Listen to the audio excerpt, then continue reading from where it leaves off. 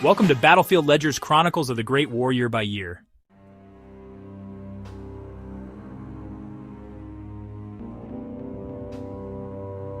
We're kicking things off with 1914, examining the events leading up to the war's outbreak, and that pivotal first year.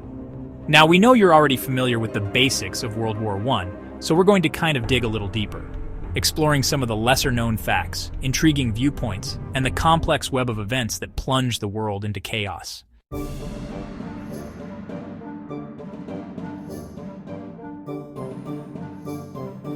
Archduke Franz Ferdinand, heir to the Austro-Hungarian throne, was assassinated in Sarajevo by a Serbian nationalist. It's almost impossible to overstate the impact of this event. The assassination was the spark that ignited the tinderbox. Austria-Hungary, with German backing, saw it as an opportunity to crush Serbia once and for all. They issued an ultimatum to Serbia, demanding, among other things, that Austrian officials be allowed to participate in the investigation of the assassination on Serbian soil. This was a deliberate provocation, designed to be unacceptable to Serbia and provide a pretext for war. Serbia, of course, refused to comply with all the demands. Serbia agreed to most of the ultimatum's terms, but balked at the demand for Austrian involvement in the investigation. They saw it correctly as a violation of their sovereignty. Austria-Hungary, however, declared this a rejection. And on July 28, 1914, just 1 month after the assassination, declared war on Serbia.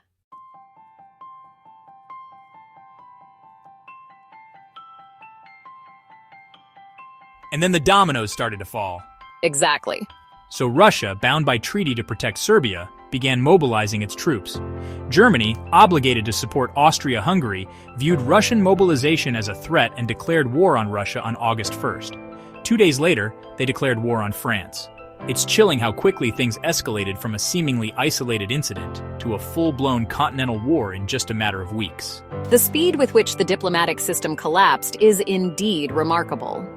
The alliance system meant to prevent war had become a trap, locking the great powers into a course of action that none of them perhaps truly desired. And the consequences of this diplomatic failure would be catastrophic. So the war begins. Armies are mobilized.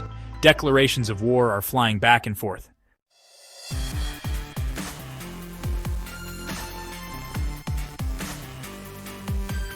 And on August 4th, Germany invades neutral Belgium. Enacting the infamous Schlieffen Plan, can you explain what the Schlieffen Plan was, and why it was so crucial to Germany's war strategy? The Schlieffen Plan was Germany's solution to the problem of fighting a two-front war against France in the west and Russia in the east. It was a bold, even reckless plan that involved a rapid, overwhelming attack through Belgium, bypassing French defenses along the Franco-German border and encircling Paris, forcing a quick French surrender. With France out of the picture, Germany could then turn its full attention to Russia. It sounds like a high-risk, high-reward strategy. Oh yeah. Did it work? It came perilously close to succeeding. Really? German forces swept through Belgium despite fierce resistance from the Belgian army and advanced deep into France, pushing within miles of Paris. The French government even prepared to evacuate the capital. So what stopped them? Why didn't the Schlieffen Plan work? Well, there were several factors that contributed to the plan's ultimate failure. First, the plan relied on speed and precise timing. Any delays could jeopardize the entire operation, and delays did occur. Belgian resistance was stronger than anticipated, and the British Expeditionary Force, though small, arrived in France sooner than the Germans expected, helping to slow the German advance. And I remember reading about logistical problems too. Yes, the German army, despite its meticulous planning, faced significant logistical challenges. Supplying such a large force on the move, especially through hostile territory, proved more difficult than anticipated. And perhaps most crucially, the French fought back with incredible tenacity. Absolutely.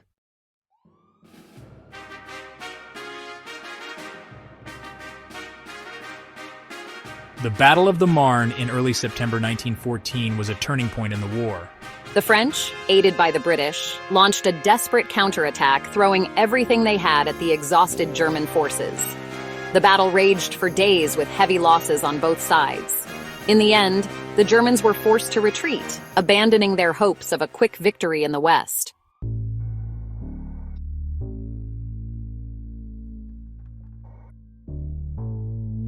The failure of the Schlieffen Plan had enormous consequences for the course of the war. Instead of a quick, decisive victory, the Western Front settled into a brutal stalemate.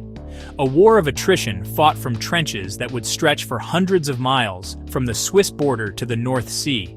And this stalemate would define the Western Front for the next 4 years, costing millions of lives and leaving an indelible scar on the landscape and the psyche of Europe.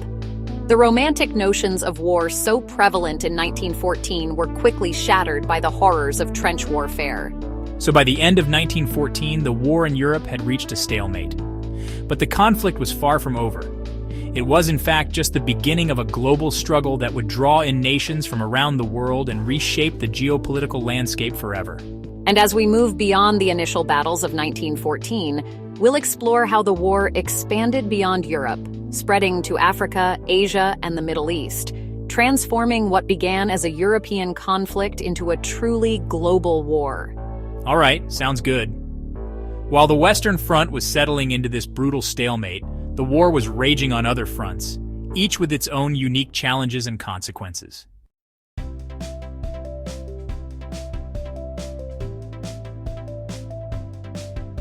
Let's talk about the Eastern Front. Russia, with its vast manpower and resources, was initially seen as a major threat to Germany and Austria-Hungary. But as we saw with the Battle of Tannenberg in August 1914, the reality was far more complex.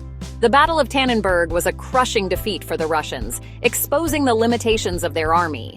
While they had numbers, they lacked the training, equipment, and leadership of the German army, and their logistical problems were immense, trying to supply and move such a large army across vast distances. It's almost hard to fathom the scale of the Eastern Front. We're talking about battles fought across hundreds of miles of territory, with millions of men involved. The sheer scale of the Eastern Front is mind-boggling. And it was a brutal, unforgiving war fought in often harsh conditions, with heavy losses on both sides.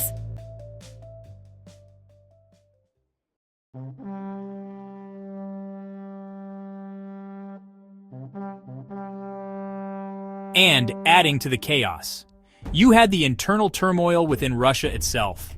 The war put immense strain on the Russian political system, exposing the weaknesses of Tsar Nicholas II's leadership.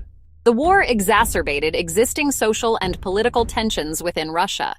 The Tsar was seen as increasingly out of touch with the suffering of his people, and the influence of figures like Rasputin, the mystic who held sway over the Tsarina, further eroded public trust in the government. Rasputin is such a fascinating, albeit unsettling figure in this whole story. He's almost a symbol of the decadence and dysfunction of the Tsarist regime. Here you have this self-proclaimed holy man with a dubious reputation influencing the Tsarina, and through her, the Tsar himself. It's a recipe for disaster. And it was a disaster that would ultimately unfold just a few years later with the Russian Revolution. But we'll get to that in a later episode. For now, let's shift our focus to another theater of war.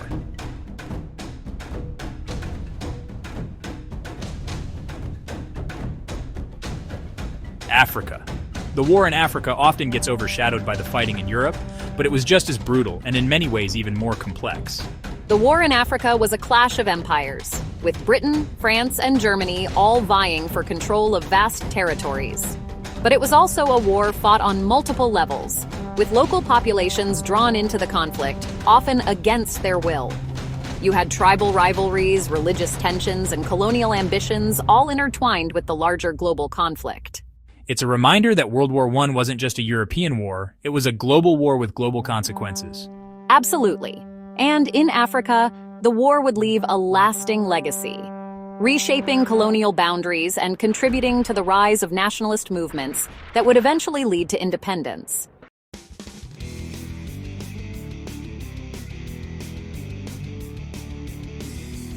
One campaign that I found particularly interesting was the Senussi campaign in North Africa.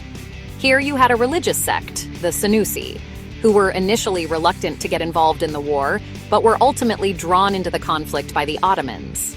The Senussi were a powerful force in Libya and parts of Egypt. They were known for their piety and their opposition to European colonialism. The Ottomans, hoping to open a new front against the British, encouraged the Senussi to attack British-held Egypt from the west. It's almost ironic. A religious group opposed to fanaticism ends up fighting in one of the most brutal wars in history. It highlights the complex dynamics of the war in Africa, where local politics and religious beliefs were often exploited by the European powers for their own strategic ends. Another aspect of the war in Africa that stands out is the sheer diversity of the battlefields. You had fighting in the deserts of North Africa, the jungles of Central Africa, and the savannas of East Africa. Each environment presented unique challenges for the soldiers who fought there. And it's important to remember that the technology of war in Africa was often a generation behind what was being used in Europe. You had soldiers fighting with outdated rifles and artillery, often lacking adequate supplies, and facing tropical diseases. That must have been a truly harrowing experience. It was a brutal and unforgiving war, and the casualties were heavy on all sides.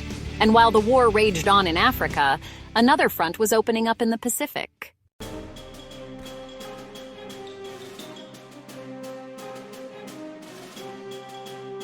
Japan, allied with Britain, saw an opportunity to expand its own empire at Germany's expense. Japan's entry into the war is a reminder that the conflict had truly global implications.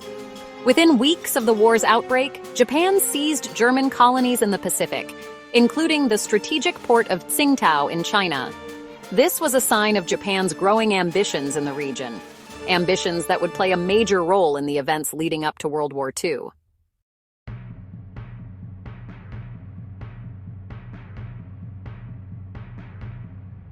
And then there's the Middle East, where the Ottoman Empire's entry into the war on the side of the Central Powers added a whole new dimension to the conflict. The Ottoman Empire was a vast, sprawling empire stretching from the Balkans to the Persian Gulf. And of course, there was the issue of oil. The Middle East was already recognized as a strategically important region for its oil reserves, and Britain was determined to secure those reserves for its own war effort. The British were acutely aware of the importance of oil for their navy and their industry. This is where we see the seeds of future conflicts being sown, isn't it? Absolutely. The war in the Middle East would have lasting consequences, reshaping the political landscape of the region and creating the fault lines that continue to shape the region today.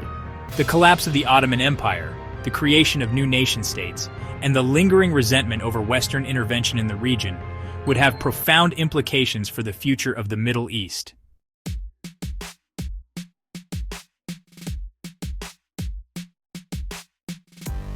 So by the end of 1914, the war had spread far beyond Europe, engulfing much of the globe and a conflict that would reshape the world order.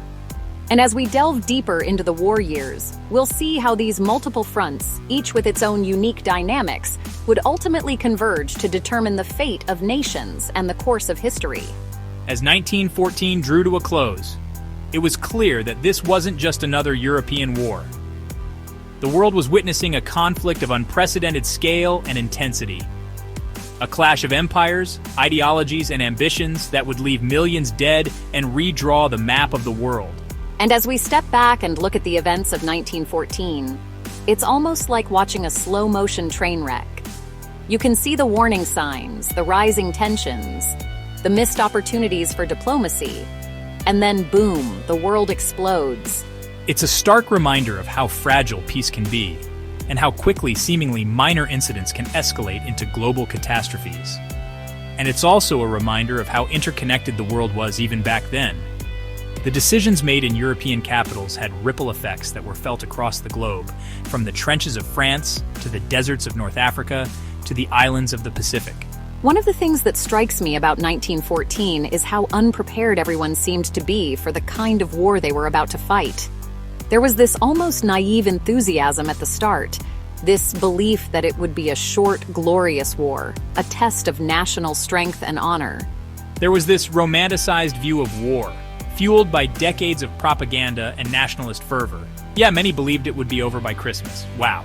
But the reality of modern warfare, with its machine guns, artillery barrages, and poison gas, quickly shattered those illusions.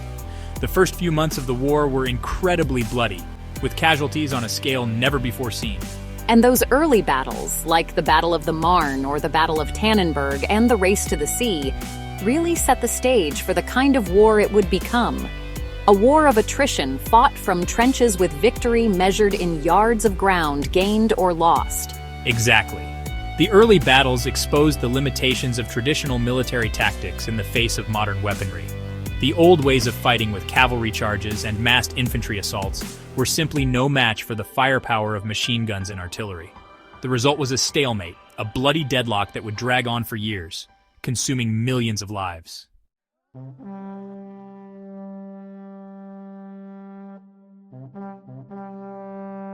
And as the war dragged on, it had this transformative effect on societies. Oh yeah. Governments expanded their powers. Economies were mobilized for war production. And women entered the workforce in unprecedented numbers, filling the gaps left by men who were sent off to fight. The war had a profound impact on the lives of ordinary people far removed from the battlefields. It forced societies to adapt and change in ways that few could have anticipated. And it left a lasting legacy, shaping the political, social, and economic landscape of the world for decades to come.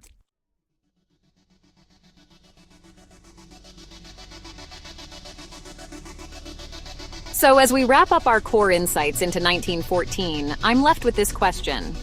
Okay, what are the key takeaways? The things our listeners should remember about this pivotal year? I think the most important takeaway is that 1914 was a year of profound and irreversible change. It marked the end of an era, the end of the old world order, and the beginning of a new, more uncertain, and more dangerous age. The war shattered empires, unleashed new ideologies, and sowed the seeds of future conflicts. It's a year that continues to resonate with us today, a reminder of the fragility of peace and the enduring consequences of war. And as we continue our journey through the years of World War I, we'll see how the events of 1914, those early battles, those diplomatic failures, those missed opportunities, shaped the course of the conflict and left an indelible mark on the 20th century and beyond. It's a story of courage and sacrifice, of innovation and destruction, of hope and despair. It's a story that continues to challenge and inspire us. A reminder of the human capacity for both great good and great evil.